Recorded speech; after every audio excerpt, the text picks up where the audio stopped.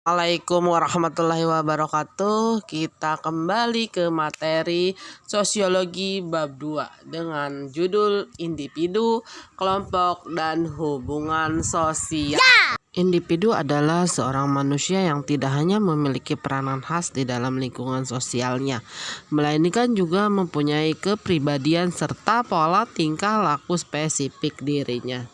Tiga aspek yang melekat sebagai persepsi terhadap individu, yaitu aspek organik jasmania, aspek psikis rohania, dan aspek sosial yang jika terjadi kegoncangan pada suatu aspek akan membawa akibat pada aspek lainnya. Kepribadian atau keunikan individu menurut Kunchoro-Ningrat akan dapat dipahami bila memperhatikan unsur-unsur kepribadian, yaitu pengetahuan, perasaan, dan dorongan naluri.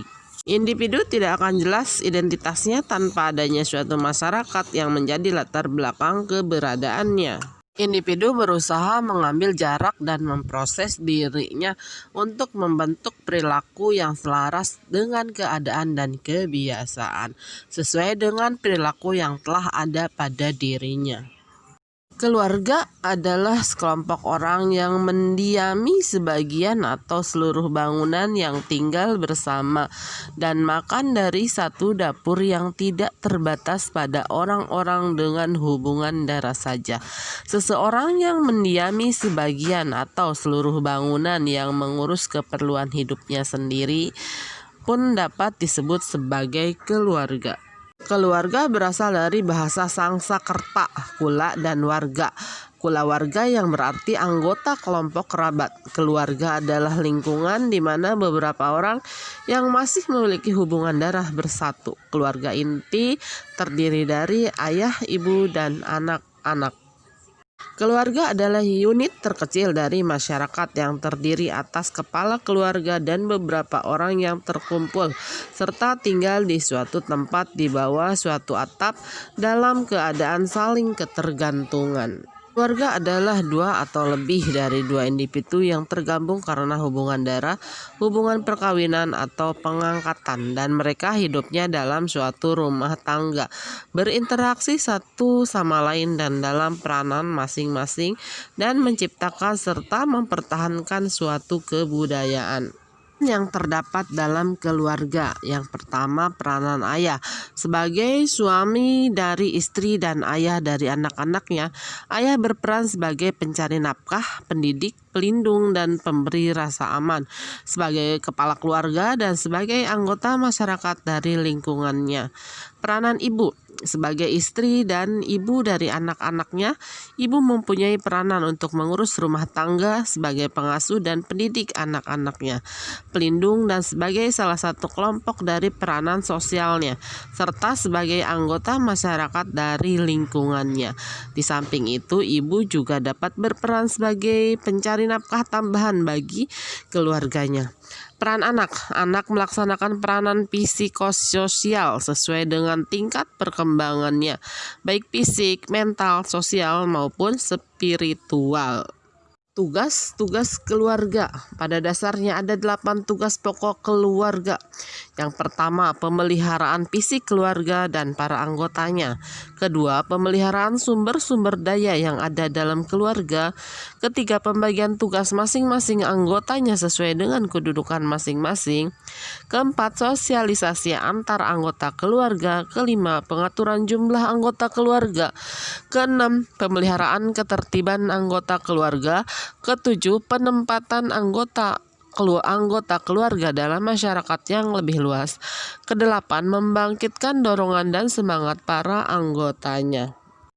Fungsi keluarga. Yang pertama, fungsi pendidikan. Yang kedua, fungsi sosialisasi anak. Yang ketiga, fungsi perlindungan. Yang keempat, fungsi perasaan. Yang kelima, fungsi religius. Yang keenam, fungsi ekonomis. Yang ketujuh, fungsi rekreatif. Yang kedelapan, fungsi biologis. Yang kesembilan, memberikan kasih sayang, perhatian, dan rasa aman dalam keluarga, serta membina pendewasaan kepribadian anggota keluarga. Yang ketiga, masyarakat. Menurut Munandar Sulaiman, masyarakat merupakan kesatuan sosial yang mempunyai ikatan-ikatan kasih sayang yang erat.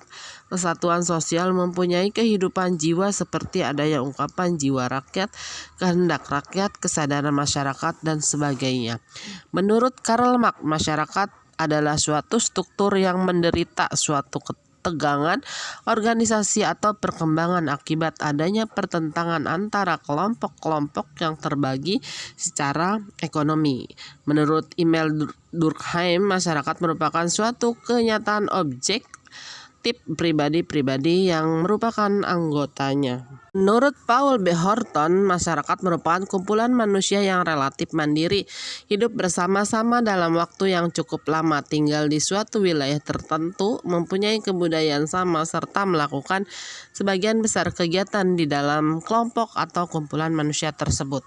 Sedangkan menurut Selo Sumarjan, masyarakat adalah orang-orang yang hidup bersama dan menghasilkan kebudayaan.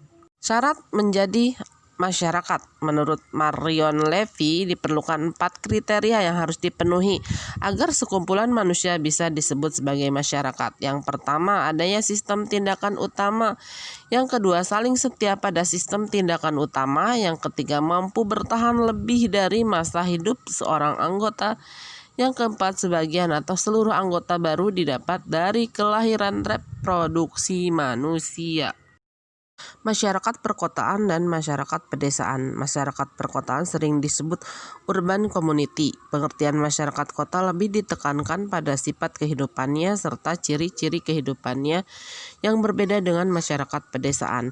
Ada beberapa ciri yang menonjol pada masyarakat kota. Yang pertama, orang kota pada umumnya dapat mengurus dirinya sendiri tanpa harus bergantung pada orang lain. Yang penting di sini adalah manusia perorangan atau individu. Yang kedua, pembagian kerja di antara warga kota juga lebih tegas dan mempunyai batas-batas yang nyata. Yang ketiga, kemungkinan untuk mendapatkan pekerjaan lebih banyak diperoleh masyarakat perkotaan daripada masyarakat pedesaan.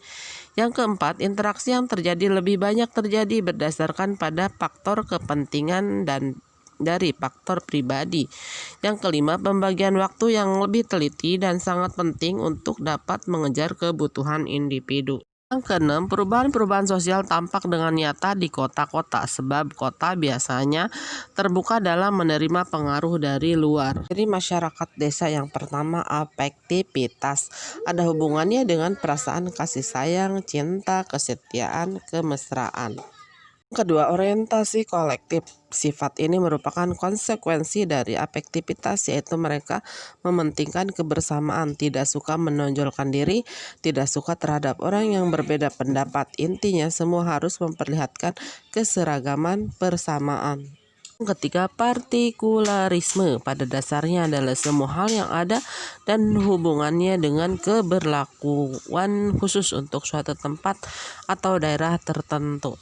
Subjektif, perasaan kebersamaan sesungguhnya yang hanya berlaku untuk kelompok tertentu saja. 4.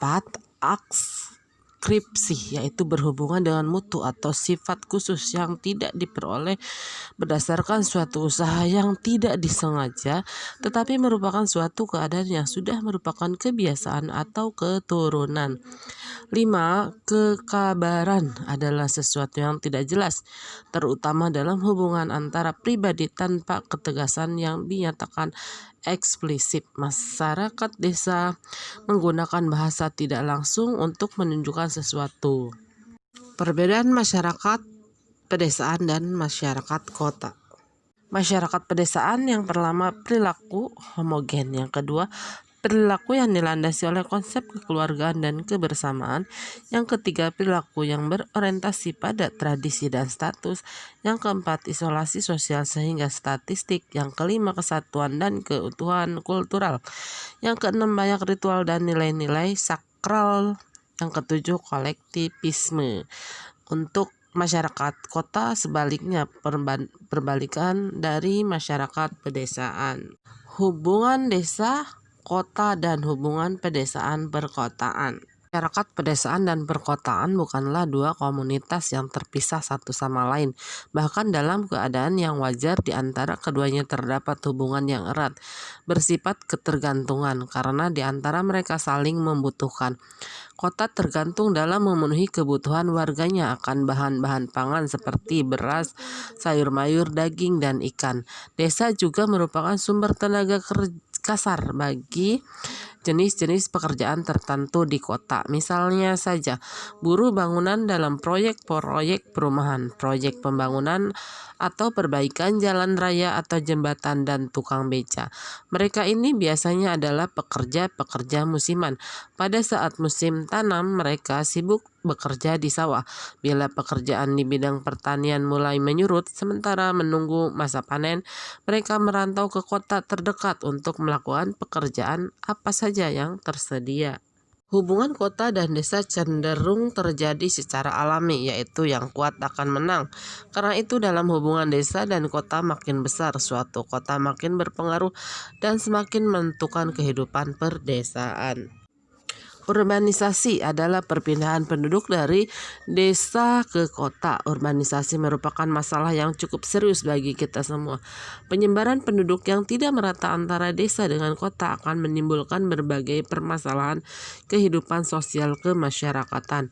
Jumlah peningkatan penduduk kota yang signifikan tanpa didukung dan diimbangi dengan jumlah lapangan pekerjaan, fasilitas umum, aparat penegak hukum, perumahan, penyediaan pangan, dan lain sebagainya, tentu adalah suatu masalah yang harus segera dicarikan jalan keluarnya.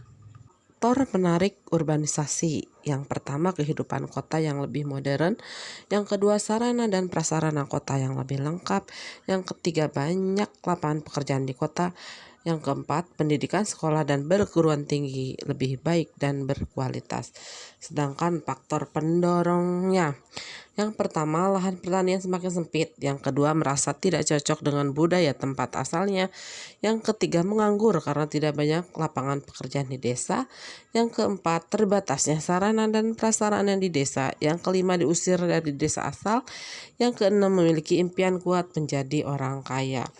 Dan juga ada akibat dari terjadinya urbanisasi, terbentuknya tempat-tempat permukiman baru di pinggiran kota, makin meningkatnya tunakarya, masalah perumahan yang sempit dan tidak memenuhi persyaratan, dan lingkungan hidup tidak sehat, dan timbulnya kerawanan sosial dan kriminal. Selain memiliki akibat, urbanisasi juga memiliki beberapa keuntungan. Yang pertama, memodernisasi warga desa. Yang kedua, menambah pengetahuan warga desa. Yang ketiga, menjalin kerjasama yang baik antar warga suatu daerah. Yang keempat, mengimbangi masyarakat kota dengan masyarakat desa. Untuk materi kali ini kita cukupkan. Kita bertemu di materi selanjutnya. Wassalamualaikum warahmatullahi wabarakatuh.